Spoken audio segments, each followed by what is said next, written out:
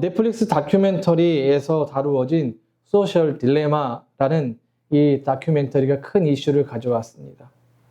이 다큐멘터리는 우리가 매일 사용하는 소셜미디어, SNS와 기술들이 우리의 삶의 결정, 우리 삶과 결정에 어떠한 영향을 미치는지 보여주고, 과거 선택을 반복적으로 하거나 불확실한 미래에 대한 걱정으로 현재 중요한 결정을 미루는 모습들을 조명해주고 있어요.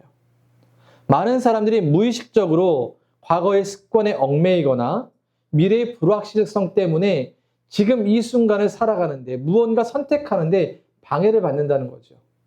그래서 이 다큐는 이런 중요한 순간에 결단을 내리지 않으면 우리의 삶에 변화가 일어나지 않는다는 거예요.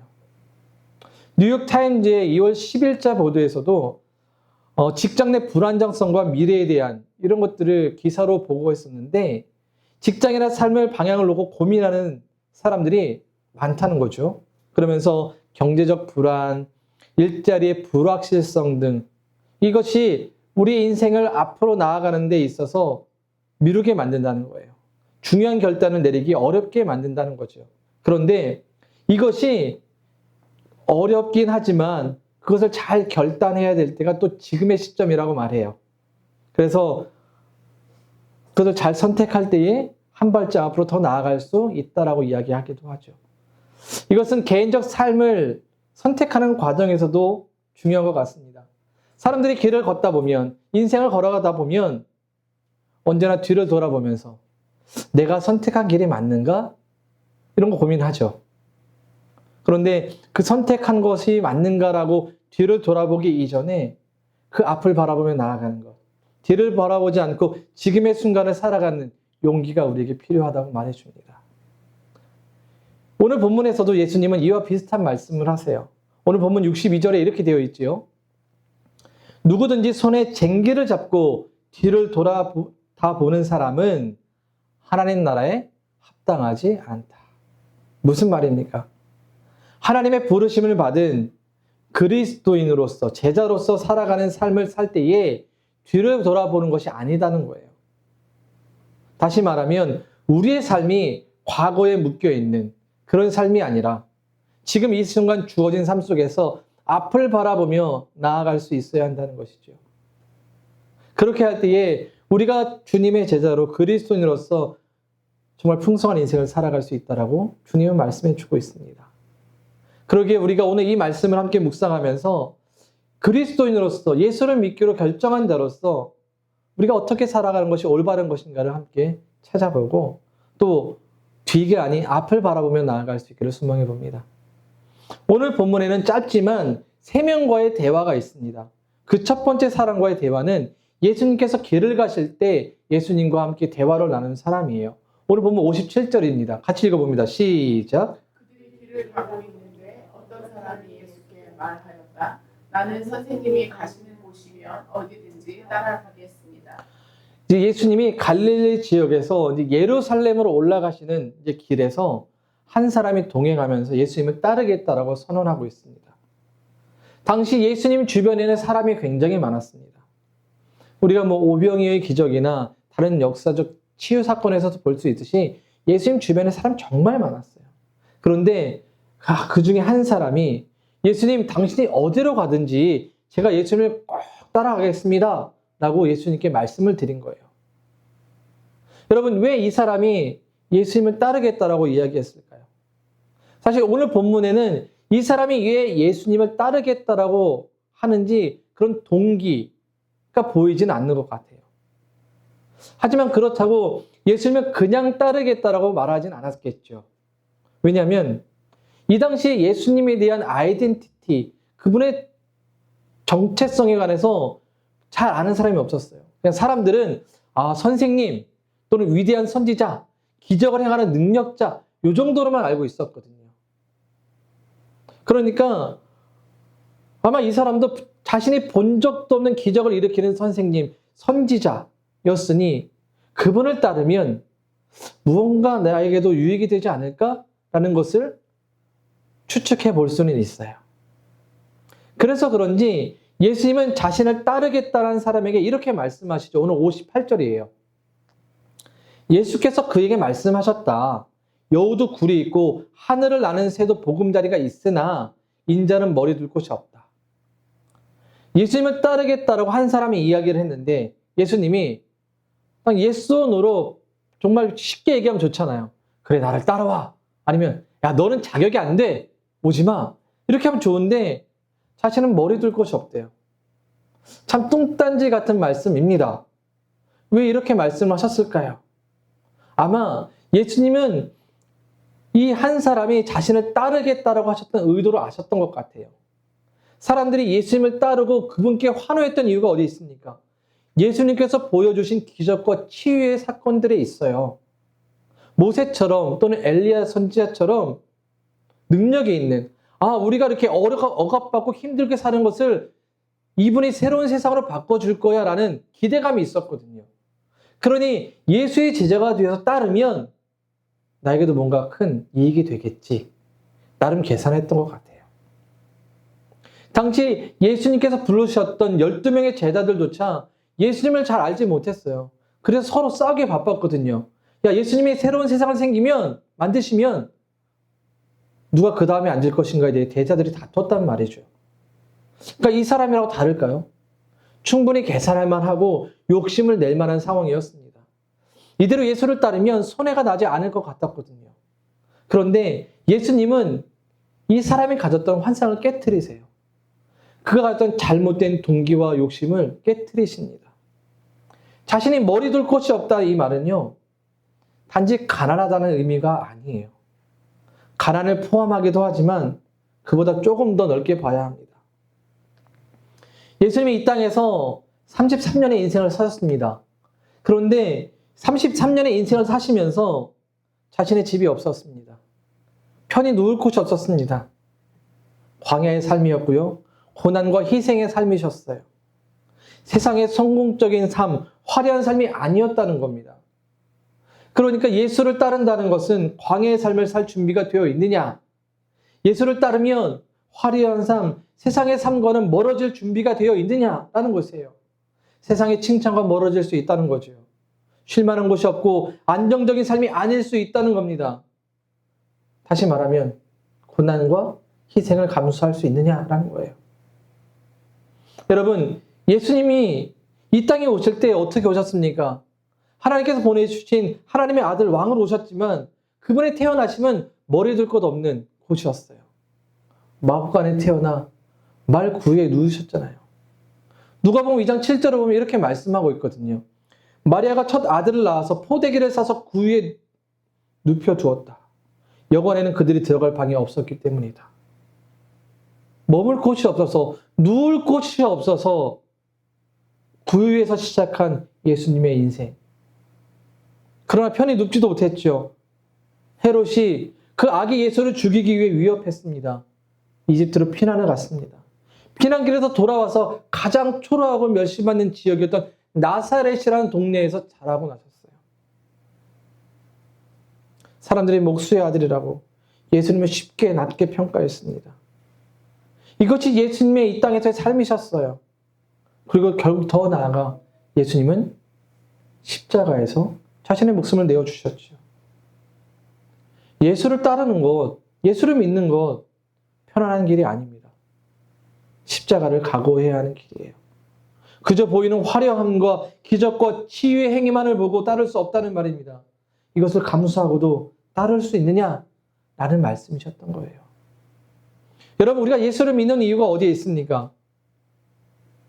혹 이 사람처럼 예수를 통해 보여지는 화려함 때문은 아닙니까? 그분이 주셨던 치유와 기적 때문은 아닐까요? 여러분, 그것을 기대하고 시작하면 그것이 사라지면요, 신앙을 잃고 돌아서게 될 수밖에 없어요. 차라리 과거가 좋았다, 예수 믿기 좋았다라고 말하는 것과 다르지 않다는 거죠. 예수를 따르면서 교회에 나와서 예배를 드리면서 사람들은 충분한 보상과 대가, 내가 드린 헌신에 대한 대가를 기대해요. 주일에 예배에 빠지지 않으니까, 내가 바친 헌금이 있으니까 세상에 투자한 것처럼 그에 맞는 보상을 기대하거든요. 그런데 주님은 자신을 따르는 것이 이것이 아니래요. 우리가 생각하는 것과 다르다고 말씀하시는 거예요. 화려하지 않다. 세상의 성공이 아니다. 고난과 희생이 따른다. 그럼에도 네가 나를 따라올 수 있느냐? 라고 말씀하세요. 여러분, 우리가 교회에 나오는 동기가 어디에 있습니까? 이제 예수님은 또 다른 사람을 모시고 이렇게 말씀하시죠. 59절입니다. 자, 노란 글자만 읽어보겠습니다. 시작. 계속해서요. 다른 사람에게 나를 따라오너라 하고 말씀하셨다. 자, 재미있게 이번 상황은 어떤 사람이 예수님께 나와서 따라오겠습니다라고 말씀했는데 이번에 예수님이 누군가를 콕 집어서 야, 너 나를 따라와 라고 말씀하셨어요. 그런데 어떻게 대답하죠? 계속 보세요. 59절을. 그러나 그 사람이 말하였다. 주님, 내가 먼저 가서 아버지의 장례를 치르도록 허락해 주십시오. 라고 말해요. 그러니까 자신의 아버지에 대한 장례를 치른 후에 예수님을 따르겠다라고 얘기하죠. 이 사람의 말은 좀 설득력 있어 보이죠? 그렇죠? 부모님의 장례가 났는데, 아버지의 장례가 났는데 치르지 말라고 할 수는 없잖아요. 그런데 사실 이 말을 자세히 살펴보면 이 예수님의 부름받은 이 사람은 예수님을 따르려고 하는 의도가 별로 보이지 않습니다. 의욕이 별로 없어 보여요. 물론 유대 문화에서도요, 우리처럼 효를 중시하기 때문에 가정을 잘 돌보고 부모를 잘 섬겨해요. 그래서 10계명의 제5계명이 무엇입니까? 내 부모를 공경하라고 되어 있거든요. 그런데 장례를 치르지 말라고 할 수도 없잖아요. 그런데 오늘 본문에서 보여지는 이 말은 조금 더 우리가 나아가서 볼 필요가 있는 게 유대의 장례 문화는 우리랑 다르게 3일, 5일 이렇게 치르지 않습니다. 날씨가 건조하기 때문에 사람이 죽으면 바로 그날 장례를 치러요. 그러니 당장 아버지에 대한 부고 소식을 들은 건 아니에요. 지금 아버지가 살아계시고 물론 몸이 안 좋아서 곧 돌아갈 가능성이 있기 때문에 가족 곁에서 머물며 장례를 준비할 수도 있겠죠. 그리고 아버지가 돌아가셔야 유산을 물려받을 수 있거든요. 그러니까 이 남자의 생각 속에는 예수를 먼저 따르는 삶의 우선순위가 있던 것이 아니에요. 나한테 내가 해야 할 일, 나에게 필요한 것, 내가 받아야 할 것을 다 받고 그 뒤에 제가 주님을 따르겠습니다라는 이야기입니다. 그러니까 예수를 따르는 것 중요하지만 내가 선택한 삶, 내가 가져야 할 것, 그것을 한 뒤에 주님을 따르겠다는 거예요. 그럼 이렇게 대답한 이유가 어디 있겠습니까? 베드로와 요한과 야고보는 예수님이 나를 따라오너라 했을 때 그물과 배를 버려두고 바로 따랐거든요. 무엇 때문이었겠습니까? 바로 앞에 있는 그 말씀 때문이었던 것 같아요. 인자는 머리 들 곳이 없다. 나를 따라오면 고생밖에 없다. 나는 성공 화려하지 않다. 이런 것 때문이었던 것 같아요. 그러니 자신을 따르라는 예수의 말씀에 적극적으로 순종할 수 없고 소위 계산했던 거예요. 간을 봤던 거죠. 예수님은 그 남자의 얘기를 들으신 후에 이렇게 말씀하세요. 이제 60절입니다. 같이 읽어봅니다. 시작. 그러나 예수께서는 그에게 말씀하셨다. 죽은 사람들을 장사하는 일은 죽은 사람들에게 맡겨두고 너는 가서 하나님 나라를 전파하노라. 예수님은 아버지의 장례를 허락하지 않으셨어요. 죽은 사람의 장례는 죽은 사람에 맡겨두라는 것이죠. 상식적으로 이해가 되지 잘 않습니다. 부모님의 장례를 다른 사람에게 치르게 하다니요. 그런데 여기서 예수님의 말씀은 단지 육체적 죽은 사람만을 의미하지 않아요. 하나님을 믿지 않은 사람들의 죽음, 영적인 죽음을 포함한 거죠. 그러니까 영적으로 죽은 자들에게는 그 사람들에게 가서 그 사람들의 장례를 맡기라는 거예요. 믿지 않는 사람들에게. 그러니까 예수님께서 무엇을 말씀하고 계시냐면 하나님 나라를 따르는 것이 중요하다는 걸 말씀하시면서 주님을 따라가는 이유가 영적으로 죽어가는 사람들을 살리는 일이기 때문에 그래요. 이미 죽은 자들은 죽은 자들에게 맡겨두고 우리가 해야 할 일은 죽어가는 자들, 생명이 필요한 자들에게 가서 복음을 전하고 살릴 수 있어야 하는 것이죠. 왜? 생명을 살리는 일이 무엇보다 시급하잖아요. 그래서 주님은 생명을 위한 일에 너를 부른다라고 말씀하는 거예요. 그래서 우선순위에 있어서 과거에 있는 죽은 사람이 아니라 앞으로 생명을 살리는 일에 더 적극적으로 우리가 함께 하자. 그러니까 그 일에 나와 함께 하자고 부르신 거예요. 여러분, 주님의 부르심, 그 부르심에 동참하는 제자의 삶은 무엇보다 중요하죠. 돈을 버는 것보다, 세상의 인정보다, 성공보다 중요해요. 우리 주님은 세상적 계산을 원하지 않으세요. 여러분, 예수님께서 기적을 일으키셨던 오병이어 기적을 아시죠? 보리떡 5개와 물고기 2마리로 5,000명을 먹이셨던 기적의 사건. 그때 예수님께서 사람들을 앉혀놓게 하시고, 자, 이 사람들에게 떡 한 덩이씩 주자, 이제 먹을 것을 주자라고 얘기할 때에 빌립이란 제자가 예수님께 나와서 얘기해요. 예수님, 이 사람들이 떡 한 덩이씩 먹으려면 300데나리온의 돈이 필요합니다.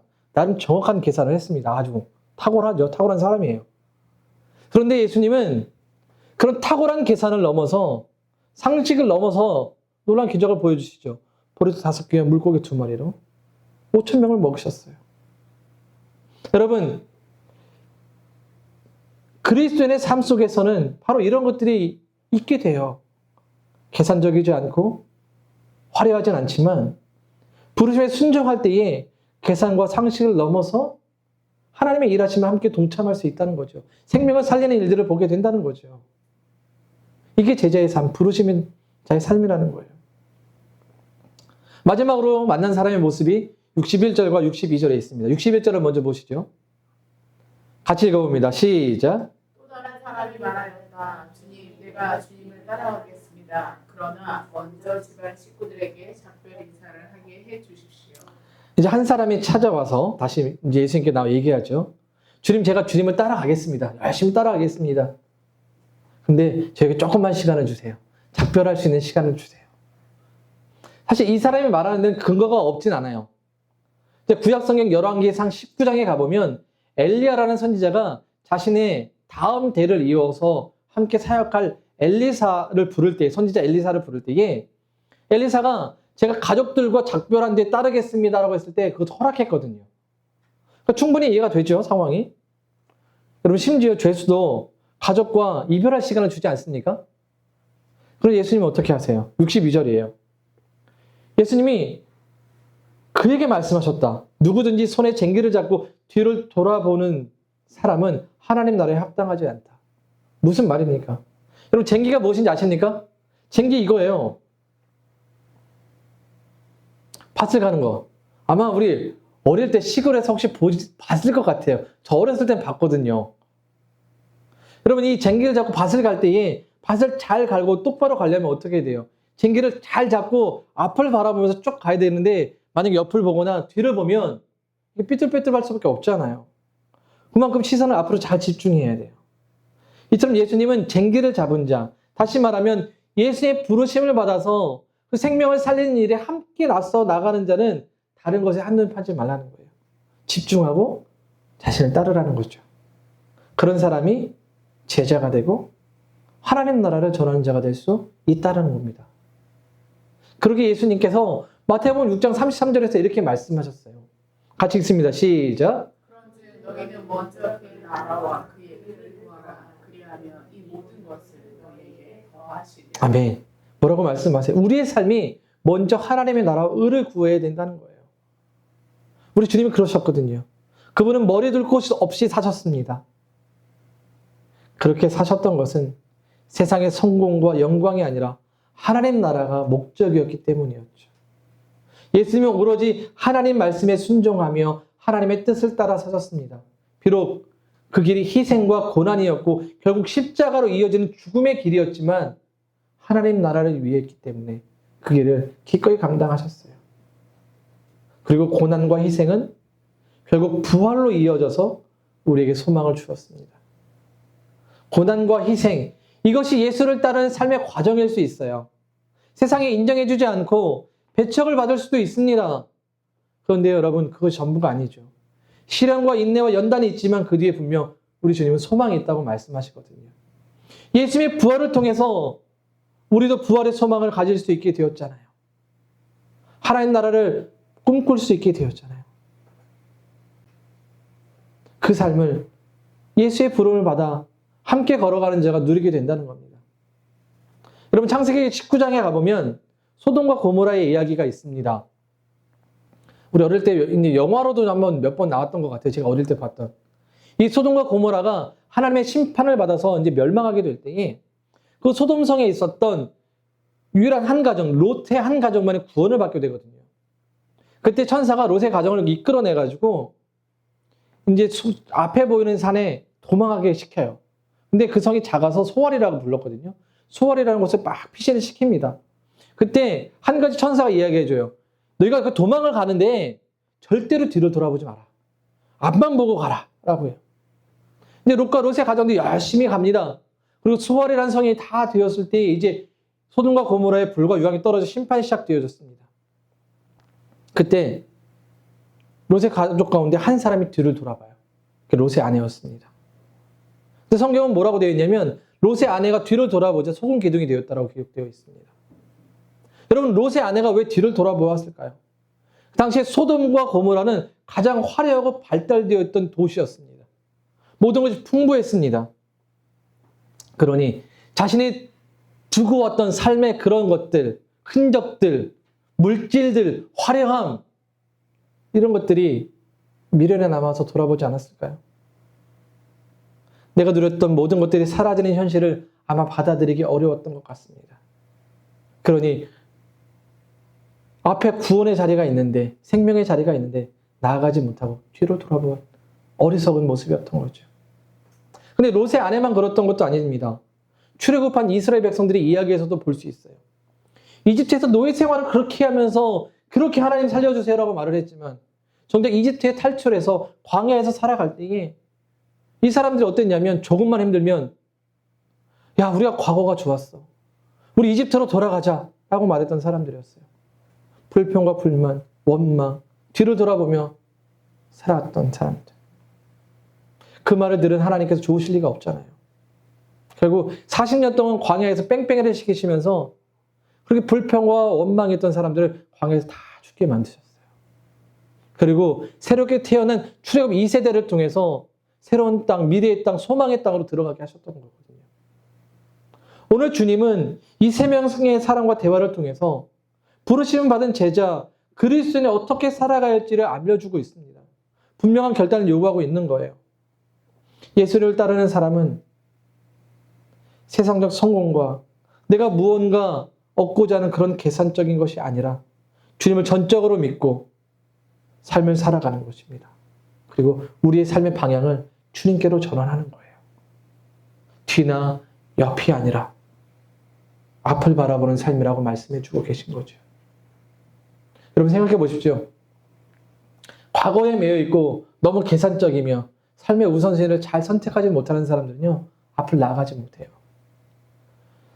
요즘 우리 이제 MZ세대들이 그런 말 싫어하잖아요. 나 때는 말이야. 라는 말 싫어하잖아요. 그죠? 저도 가끔 이제 쓸 때가 있긴 하지만 이 나 때는 말이야에 멈춰있는 우리 어른들이 꽤 계세요. 여전히 과거에 매여 있어서 내가 과거에 했던 그 화려한 흔적들, 삶에 이런 것들이 있는데 내가 여기서 이걸 해야 해? 라고 하시는 분들도 계시죠. 근데 그렇게 거기에 매여 달려 있으면 미래로 나아가는데 앞으로 나아가는 방해가 되어져요. 하나님을 신뢰하고 따르는 일도 마찬가지입니다. 우리 과거의 일에 매여 있으면 뒤를 돌아다 보면 앞으로 나아갈 수가 없습니다.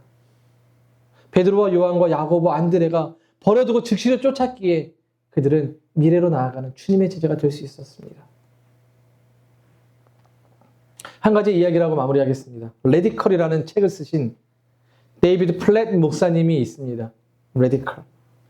이 책은 오늘날 교회와 그리스도인들에게 물질주의와 세속적 가치관에 굴복하고 있음을 경고하면서 정말 예수님의 제자로서 근본적으로 우리가 가져야 될 것들, 우리가 살아갈 삶의 방식들을 가르쳐주는 책이에요. 굉장히 좋은 책입니다. 여기 목사님은 미국 교회가 물질주의와 편안함을 추구하는 것을 이야기하면서 교회가 성공적인 또 그리스도인이 세상적 기준을 따라 살아가는 것들에 대해서 잘못을 이제 말씀하고 계세요. 그러면서 정말 그리스도의 삶은 이런 것과 정반대다라고 이야기해주고 계시죠. 예수님이 뭐라고 말씀하셨습니까? 나를 따라오려거든 어떻게 했어요? 자기 십자가를 지고 따르라고 하셨죠. 그러니까 이것은 오늘날 그리스도를 믿는, 예수를 믿는 사람들에게도 적용되는 말씀이에요. 제자들에게만이 아니라 우리에게도 자기 십자가를 따라가는 것 필요하다는 것이죠. 그래서 이 데이비드 플랫 목사님은 교회에서 성도들에게 이 책의 내용들을 함께 나누고 이런 것들을 가르치면서 하나님 나라에 맞게 살아가도록 권면하고 있습니다. 물질적 축복보다 하나님 나라를 위한 삶의 본질을 가르치고 계세요. 이기적인 삶을 버리고 다른 사람을 위해 살아가는 것. 이것이 예수의 부름을 받은 자들이라는 것이죠. 그래서 이 책의 중심 주제가 하나가 하나님 나라 우선시하는 삶입니다. 교회와 신앙 공동체가 이 땅에서 하나님 뜻을 실현해야 한다는 거예요. 그 과정에 고난도 있고 희생이 있지만 두려워하지 말라고 권면해주고 있습니다. 왜요? 이렇게 살아갈 때에 그것이 장차 우리에게 주실 하나님의 영광과 은혜와 소망이 되기 때문입니다. 여러분, 하나님 나라를 위해 살아가는 것은 이 땅의 부귀영화의 삶은 아니에요. 하지만 영원한 가치를 추구하는 삶입니다. 이를 위해 예수님은 제자들을 부르셨고 또 우리를 부르셨습니다. 하나님 나라를 따라 살아갈 때에 고난이 있을 수 있고요. 헌신이 요구되기도 하고 희생이 필요합니다. 하지만 이 모든 것을 이기신 주님이 계시기에 우리가 주님과 함께 극복할 수 있고 승리하신 주님처럼 우리도 승리하며 우리 주님이 주신 소망을 따라 영원한 나라를 꿈꾸며 살아갈 수가 있습니다. 그러기에 예수 믿는 우리들 더 이상 뒤를 바라보지 마시고 앞을 바라보며 우리 주님과 함께 하나님 나라를 따라 살아갈 수 있길 소망합니다. 그 사람이 제자이고 하나님 나라를 위해 사는 사람들입니다.